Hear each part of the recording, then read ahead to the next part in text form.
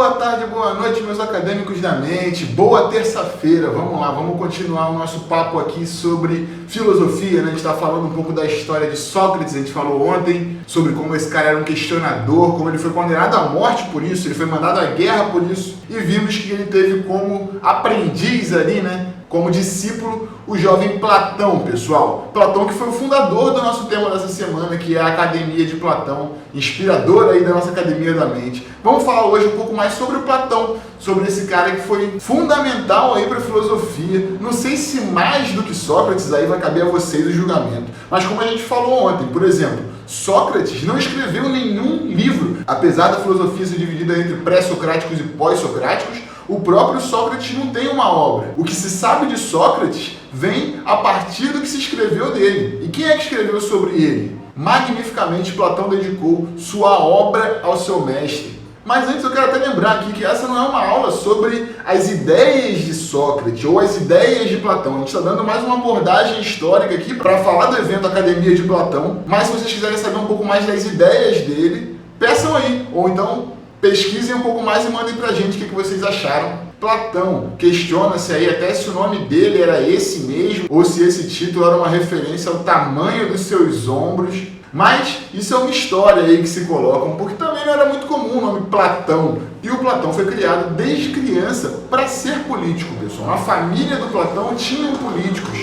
Sua infância ali foi projetada para que ele continuasse nessa carreira com a sua família. Só que já mais velho ele foi mandado para a cidade para aprender um pouco sobre retórica, pessoal. E aí ele chega na cidade, quem é que está discursando lá? Quem é que está questionando os ensinamentos dos grandes professores retóricos daquela época? É o Sócrates. Então, para os planos de tornar Platão político, enviar ele ali para a cidade e ele encontrar com Sócrates, hora errada e lugar errado. Mas eu gosto quando a nossa professora Lucilena diz que, como tudo depende do ponto de vista, se para a família do Platão foi lugar errado e hora errada, para a filosofia, lugar certo e hora certa, porque esse encontro de Sócrates e Platão alimentou muito a história aí. E a gente viu ontem, né, que Platão seguiu Sócrates até o seu último dia ali, escreveu inclusive uma obra sobre o dia da morte de Sócrates, que é o livro Fédon, com trechos ali emocionantes sobre a despedida do seu mestre. E depois que Sócrates morre, Platão vai viajar pelo mundo, pessoal. Não pelo mundo, né? Porque não está todo mundo conectado. Mas Platão conhece, por exemplo, o Egito. Então você imagina quanta sabedoria Platão consegue trazer do Egito.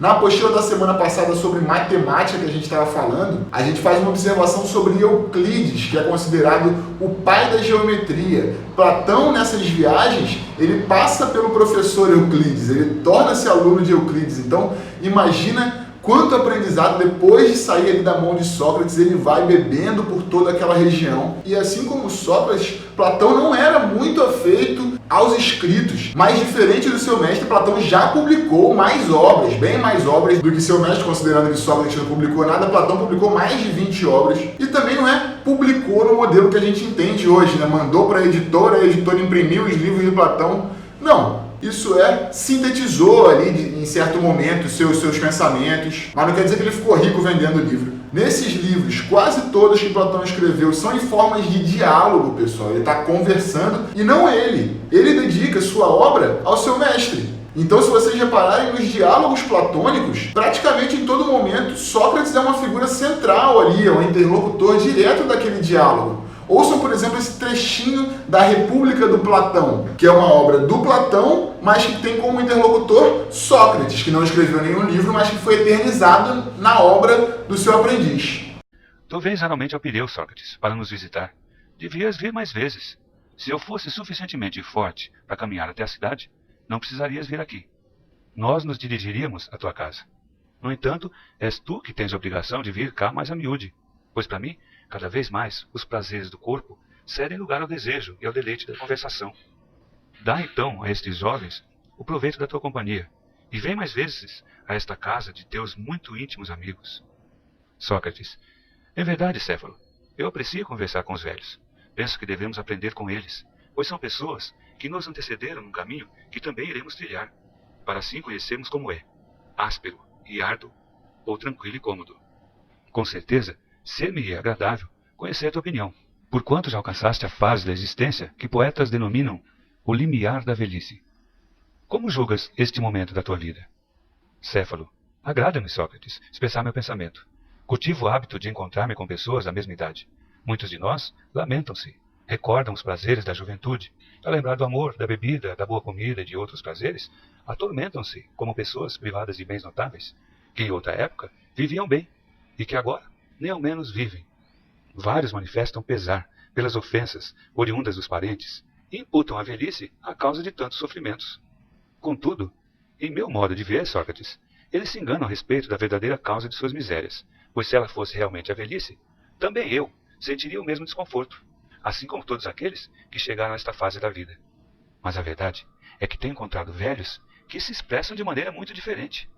Certa vez, indagaram ao poeta Sófocles, em minha presença: qual a tua opinião a respeito do amor, Sófocles? Ainda te julgas capaz de amar? E ele respondeu: falemos baixo. Libertei-me do amor com o prazer de quem se liberta de um senhor colérico e truculento. Naquela época dei-lhe razão, e dou-lhe ainda hoje, porque é bem verdade que a velhice nos proporciona repouso, livrando-nos de todas as paixões. Quando os desejos diminuem, a asserção de Sófocles revela toda a sua justeza. É como se nos libertássemos de inúmeros e enfurecidos senhores. No que diz respeito aos desgostos, aos aborrecimentos domésticos, estes têm apenas uma causa, Sócrates, que não é a velhice, mas o caráter dos homens. Se eles tiverem bom caráter e espírito equilibrado, a velhice não lhe será um fardo insuportável. Para os que não são assim, tanto a velhice quanto a juventude lhes serão desgostosas.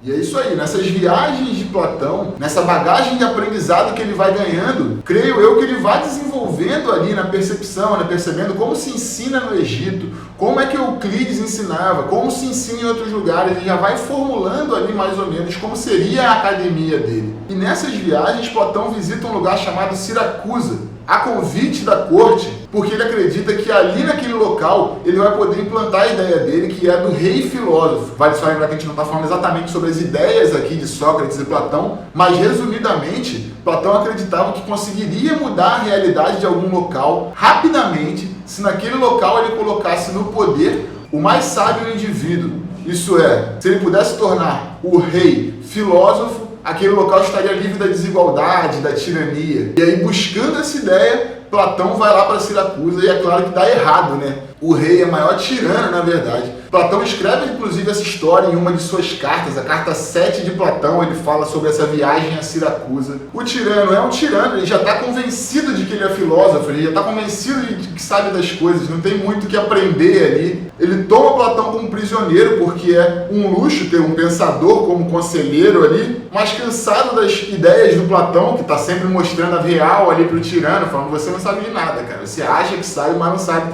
O tirano entrega ele a piratas. Os piratas vendem ele como escravo. Um aluno encontra Platão numa feira à venda e compra-o. Então vocês já sabem aí o que fazer se me encontrarem à venda numa feira, por favor. E aí é nesse retorno dessa desventura que Platão começa a criar a sua academia. Com o suporte financeiro ali de alguns amigos, alunos, aprendizes, ele consegue fundar esse pequeno local. Mas feito esse breve resumo sobre Platão, não sobre suas ideias, que ele tem tantas ideias aí a serem faladas, mas sobre suas histórias, mais ou menos, né? Sobre como ele foi criado para ser político, sobre como ele aprendeu com Sócrates, como ele viajou ali pela região, foi vendido como escravo, cheio de história. Vamos lá, rapidinho, olhar aqui nossos exercícios de hoje. São 3 exercícios tranquilinhos. Um deles tá aqui, ó, padrão grego. A gente já viu na página anterior como começar, né? Ele tá ali na página 2, embaixo do P de Platão, vocês vão ver aqui do lado. E aí o padrão grego, a gente tem que completar ali aqueles 2 espaços vazios com o padrão. A gente viu ontem, né, como funciona, só que tinha um espaço só, dessa vez tem 2.